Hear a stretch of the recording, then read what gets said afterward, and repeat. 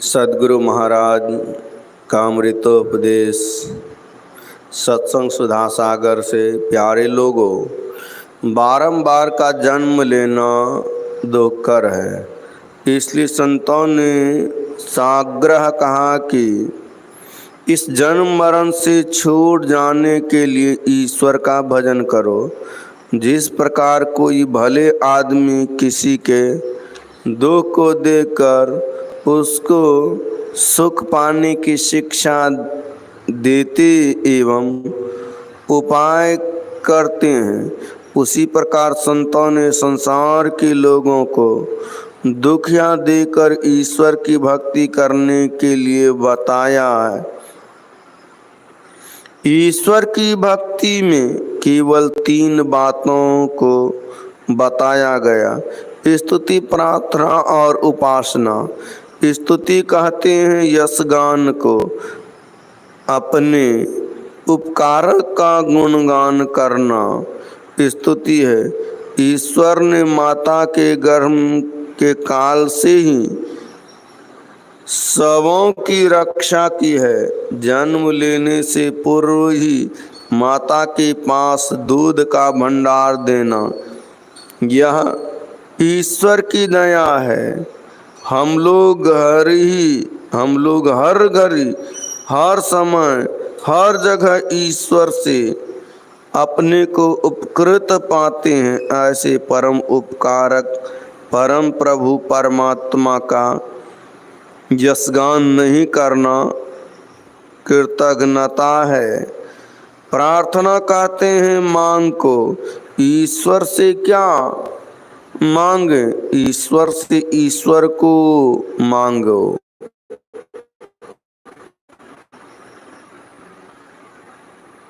जब ईश्वर की प्राप्ति होगी तो कोई मांग नहीं रहेगा। इसीलिए ईश्वर की प्रार्थना करो।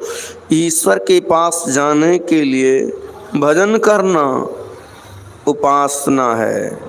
संतों की शिक्षा के अनुकूल गुरु महाराज ने हम लोगों को 3 प्रकार की शिक्षा दी।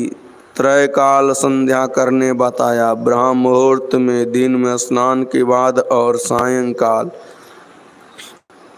इन तीनों समयों में अबाधित रूप से उपासना करो। वह कर्म पाप है जो ईश्वर भक्ति में विघ्न डाले। इसलिए संतों ने कहा, झूठ मत बोलो, चोरी नहीं करो, व्यभिचार मत करो, नशाओं का सेवन नहीं करो और हिंसा मत करो, मत्स्य मांस का भक्षण मत करो। जैसे हाथी घोड़े को सिखाकर लोग उन पर सवारी करते हैं, उसी प्रकार तुम अपने को सिखाओ, संयत में रखो अपने को। यदि तुम संयत में रखोगे तो अपने पर ही अपनी सवारी द्वारा परमात्मा तक पहुँचोगे। भजन में जप, ध्यान 2 ही बातें हैं। जप में वाचिक, उपांशु और मानस 3 प्रकार के होते हैं। बोल बोल कर जप करना वाचिक जप है। इससे श्रेष्ठ जप है उपांशु जप। उपांशु जप में केवल होठ हिलते हैं, उसकी आवाज केवल अपने सुन सकते हैं। मानस जप जपों का राजा है। यह केवल मन से ही जपा जाता है। वाचिक और उपांशु से 1000 गुना श्रेष्ठ है मानस जप। मानस जप एक प्रकार से ध्यान ही है। तीनों में विशेष मानस जप है। यह सब जपों से श्रेष्ठ है।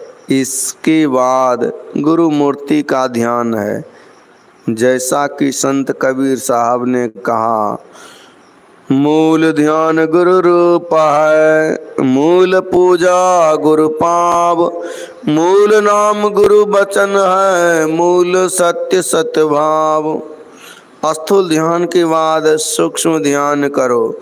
सूक्ष्म ध्यान के लिए कबीर साहब ने कहा, गगन मंडल के बीच में तावा झलके नूर, निगुरा महल न पावई पहुँचेगा गुरुपुर।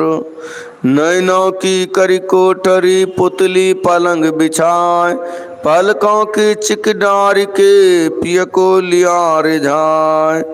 कबीर कमल पर कांसिया उगा निर्मल सूर, रैन अंधेरी मिटी गई बाजे अनहद तोर। तथा बाबा नानक के वचन में भी आया है, तारा चढ़िया लंबा क्यों नदर निहालिया राम, सेवक पूर कर्मा सतगुरु शब्दी दिखा लिया राम।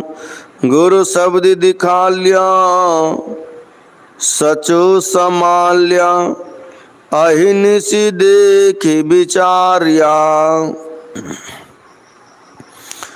धावत पंच रहे घर जानिया, काम क्रोध बिख मारिया। अंतर ज्योति भई गुरु साखी चीने राम कर्मा, नानक कहो में मारी पति ने तारा चरिया लम्मा। और श्रीमद् भगवद गीता के अनुकूल अनुर नियम प्रत्यक्ष हो जाता है। इसी अनुर नियम को उपनिषद में परम बिंदु कहा है, बीजाक्षरम परम बिंदुम नादम तस्योपरि स्थितम, सशब्दम चाक्षरे छीने निःशब्दम परमं पदम। ध्यान बिंदु उपनिषद अर्थात परम बिंदु ही बीजाक्षर है, उसके ऊपर नाद है। नाद जब अक्षरनाश ब्रह्म में लय हो जाता है तो निःशब्द परम पद है। इस बिंदु को पकड़ कर नाद को ग्रहण करके परमात्मा तक पहुँचो। नाद यानी शब्द तीन प्रकार के होते हैं, प्राणमय, इंद्रियमय और मनोमय। प्राणमय शब्द ध्वन्यात्मक है, जो सूक्ष्म ध्यान में प्रकट होता है। मुँह से कहना, कान से सुनना इंद्रियमय शब्द है। इसके लिए गुरु से जानो कि किस प्रकार का जप करेंगे, फिर इसको मन ही मन जपना मनोमय शब्द है। नित्य इस विषय को सुनिए, सुनने से इस ओर प्रेरण होता है। इसलिए नित्य सत्संग करो। सत्संग से ही लोग ईश्वर भजन करते हैं।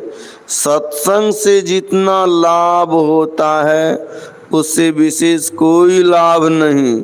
किसी एक खास उपासना या संप्रदाय को श्रेष्ठ कहना और दूसरे को न्यून कहना गलत बात है।